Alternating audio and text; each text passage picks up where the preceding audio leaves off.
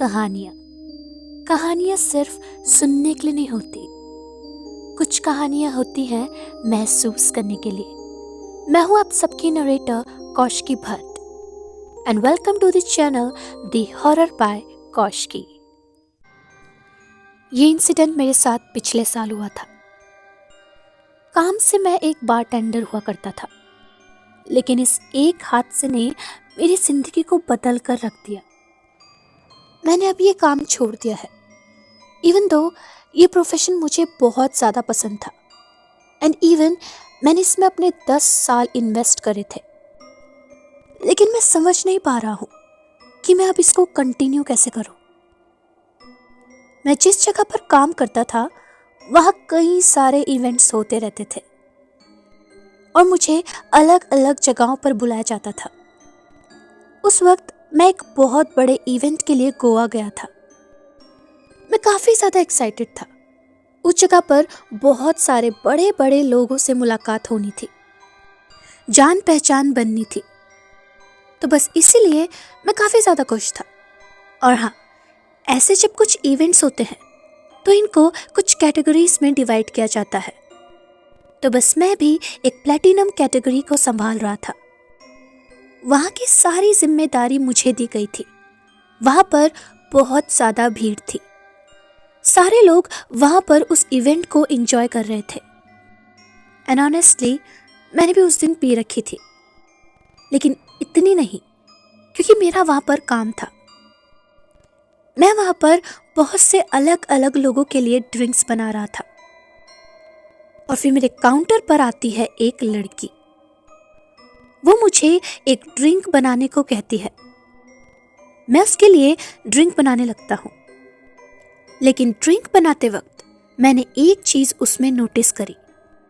जब मैंने उस लड़की के हाथ को ध्यान से देखा तो उसके हाथ पर कोई भी एंट्री बैंड नहीं था और ना ही मुझे उसके पास कोई पास नजर आ रहा था। तो फिर इस लड़की को यहाँ अंदर किसने आने दिया? मैं उस वक्त यही सोच रहा था, लेकिन देन मैंने सोचा इतना बड़ा इवेंट है और मैंने खुद भी थोड़ी पी रखी है, तो मैं क्या ही सवाल जवाब करूं। तो मैंने उस पर ज़्यादा ध्यान ना देकर उसके लिए ड्रिंक प्रिपेयर करी और उसके बाद मैंने उसको वो ड्रिंक दे दी। उस लड़की ने मेरे हाथ से वो ड्रिंक ली और वो वहीं काउंटर पर खड़ी हो गई। वहाँ पर म्यूज़िक भी काफ़ी ज़्यादा लाउड था और वो लड़की वहीं काउंटर पर खड़ी होकर सिर्फ और सिर्फ मुझे घूर रही थी। मुझे लगा ये लड़की मुझे ऐसे क्यों घूर रही है, और उसके बाद वो लड़की मेरी तरफ देखकर स्माइल करने लगी। फ्लर्टिंग वाली स्माइल नहीं थी वो। उसकी वो स्माइल किसी भी एंगल से अच्छी नहीं लग रही थी। एक अजीब सी स्माइल थी वो। I mean, अगर आप किसी को ऐसे स्माइल करते हुए देखोगे तो शायद आप डर जाओगे। मैंने ज़्यादा उस पर ध्यान नहीं दिया। इतनी ज़्यादा भीड़ थी और लोग भी काफ़ी ज़्यादा थे। मुझे लगा मैं अपने काम पर ध्यान देता हूँ और मैंने उस लड़की को इग्नोर कर दिया। वो पार्टी रात भर चलती रही और फिर रात के करीब 2 बजे मुझे एक फ़ोन आया। वो फ़ोन मेरे मैनेजर का था। उन्होंने मुझसे कहा कि उनको वीआईपी एरिया में जल्द से जल्द एक बारटेंडर की ज़रूरत है और जल्द से जल्द मुझे वहाँ पर आने के लिए कहा गया। उन्होंने ये भी कहा कि जहाँ पर मैं काम कर रहा हूँ वहाँ पर कोई और संभाल लेगा, तुम जल्द से जल्द यहाँ पर आ जाओ। अब मुझे पता था कि अगर वीआईपी एरिया से कॉल है तो जल्दी जाना होगा। मैंने वहाँ से अपना सामान लिया और मैं डायरेक्ट वीआईपी एरिया में चला गया। वैसे वहाँ के लोग थोड़े नखरीले टाइप के होते हैं। वीआईपी एरिया है तो ऑब्वियस सी बात है, और पीने के बाद तो कोई किसी को क्या ही समझेगा। खैर, यहाँ पर ऐसे लोगों को प्रोफेशनली ही हैंडल करना पड़ता है, तो मैं बस अब वहाँ पर अपना काम करने लगा। मेरे सामने काफ़ी ज़्यादा हाई प्रोफाइल के लोग थे। अलग अलग टाइप के लोग आ रहे थे और मैं उनको प्रोफेशनली ही हैंडल कर रहा था। और फिर अचानक से मेरी नज़र वहीं इवेंट के बीच में एक लड़की पर जाती है जो कि वहां पर डांस कर रही थी।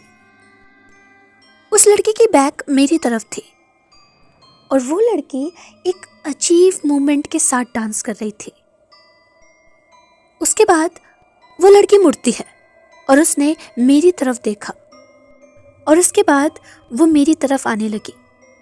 लेकिन जब वो मेरे थोड़ा और नज़दीक आई तब मुझे रियलाइज़ हुआ कि ये वही लड़की है जो कुछ देर पहले मुझे दिखी थी, जिसके पास ना कोई पास था और ना कोई एंट्री बैंड। और अब वो सेम लड़की वीआईपी एरिया में मेरे सामने खड़ी थी। मैंने सोचा पहले ये जहाँ पर मिली थी वहाँ तक तो ठीक था, पर बिना किसी पास और एंट्री बैंड के ये यहाँ वीआईपी एरिया में कैसे आ गई। मैं ये सब सोच रहा था और उस लड़की ने फिर से मेरी तरफ देखकर वही वियर्ड स्माइल करी। मैं उस वक्त तक समझ नहीं पा रहा था कि ये लड़की इतना ज़्यादा अजीब बिहेव क्यों कर रही है, और अब तो मुझे उस लड़की पर शक होने लगा था। और इसके बाद मैंने डायरेक्ट सिक्योरिटी को कॉल कर दिया। मैंने उनसे कहा कि एक बार आप इस लेडी को चेक करो, इसके पास ना कोई पास है और ना कोई एंट्री बैंड। और उसके बाद सिक्योरिटी वहाँ पर आई, लेकिन जब तक वहाँ पर वो सिक्योरिटी पहुँचती है वो लड़की उस भीड़ में ही कहीं पर गायब हो गई। लेकिन उसके बाद उस चीज़ पर ज़्यादा ध्यान नहीं गया और सब कुछ नॉर्मल हो गया। मैं भी अब अपने काम पर बिजी हो गया था।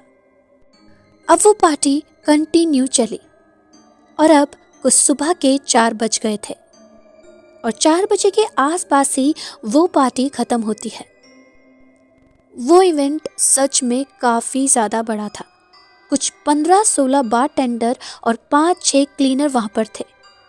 लोग वहाँ से जा चुके थे और वो जगह अब खाली हो चुकी थी। हम सब लोग लास्ट बार चेक करते हैं कि कितने स्टॉक निकल गए हैं और कितने बचे हैं। इसके बाद हमने जो बची हुई बोतल्स थी उनको एक बॉक्स में पैक कर दिया एंड देन हम पार्किंग की तरफ चले गए। वहाँ पर एक वैन और एक ऑटो था और उस ऑटो में हमारा वो सामान लोड हो रहा था। लेकिन इतने में मेरी नज़र एक पेड़ के नीचे जाती है। उस पेड़ के नीचे मुझे कोई खड़ा हुआ दिखाई देता है। मैं जब थोड़ा पास गया तो मुझे वही लड़की वहाँ पर खड़ी हुई दिखी और वो अभी भी उसी एक एक्सप्रेशन के साथ मुझे देख रही थी। और मैं इस बार काफ़ी ज़्यादा फ्रस्ट्रेट हो चुका था, टू बी ऑनेस्ट। मैंने इस बार उससे जाकर पूछ ही लिया, मैम आपके पास ना कोई पास था और ना कोई एंट्री बैंड था। आपने पूरा का पूरा इवेंट अटेंड किया है। आपने मुझसे ड्रिंक मांगी और अजीब से स्माइल कर कर आप मुझे देख रही थी। आपका ये बिहेवियर मुझे काफ़ी ज़्यादा अजीब लगा पूरे इवेंट में। लेकिन ये सब आप क्यों कर रही हैं? मैं अभी ही सिक्योरिटी को बुला रहा हूँ। लेकिन मेरी बात सुनते ही वो ज़ोर ज़ोर से हंसने लगी। और इसके बाद उसने मेरी आंखों में देखा और बोली, ठीक से घर पहुंच जाना। उसने मुझसे बस इतना कहा और उसी वक्त मुझे पीछे से मेरे एक साथी ने आवाज़ दी। मैं झटके से पीछे मुड़ता हूँ, लेकिन जैसे ही मैंने दोबारा से सामने उस लड़की की तरफ देखा तो वो वहां पर नहीं थी। वो उन्हीं सेकंड्स के बीच में वहां से गायब हो चुकी थी। मैंने उसको यहाँ वहां देखा, लेकिन वो मुझे कहीं भी दिखाई नहीं दी। और इसके बाद मैं वापस से अपनी वैन की तरफ चला गया। मैं इस वक्त तक डर चुका था। मेरे दोस्तों ने मुझसे पूछा कि मुझे क्या हुआ है और मैं इतना ज़्यादा घबराया हुआ क्यों हूँ। मैंने उनको उस लड़की के बारे में बताया, लेकिन उन्होंने मेरी बातों को सीरियसली नहीं लिया। उन्होंने मुझसे कहा कि मुझे सोने की ज़रूरत है, लेकिन अब मुझे भी ऐसा ही लग रहा था क्योंकि मैं काफ़ी ज़्यादा थक चुका था। और उसके बाद आधे लोग ऑटो में बैठते हैं और आधे लोग वैन में बैठते हैं। मैं भी उस वैन में बैठ जाता हूँ और हम लोग होटल की तरफ जाने लगते हैं। हम लोग हाईवे से जा रहे थे और अब शायद सुबह के 4:30 हो गए थे, लेकिन अभी भी अंधेरा काफ़ी ज़्यादा था। हम सब लोग बातचीत करते करते जा रहे थे, लेकिन तभी अचानक से हमारे सामने एक गाड़ी आ जाती है। उस गाड़ी की हेडलाइट बहुत ज़्यादा चमक रही थी और अचानक से उसी वजह से वैन का बैलेंस बिगड़ता है और हमारी वैन सीधा एक पेड़ से जाकर टकराने के बाद पलट जाती है।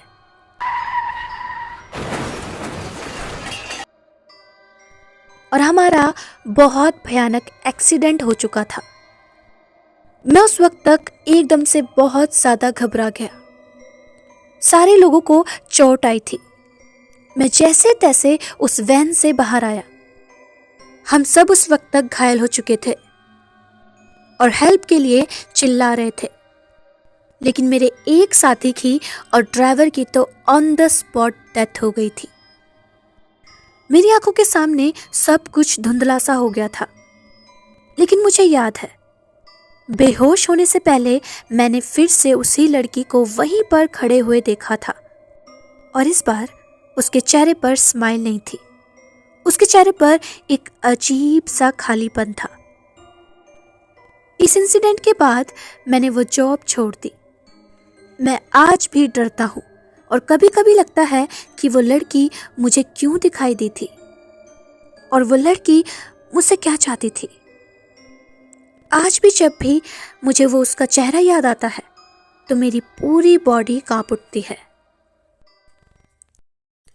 So guys, this was the story. I hope you like it. ऐसे और स्टोरीज के लिए इस चैनल को सब्सक्राइब करिए, लाइक करिए एंड शेयर ज़रूर करना। मिलते हैं नेक्स्ट स्टोरी के साथ। तब तक के लिए keep listening the horror by Kaushiki.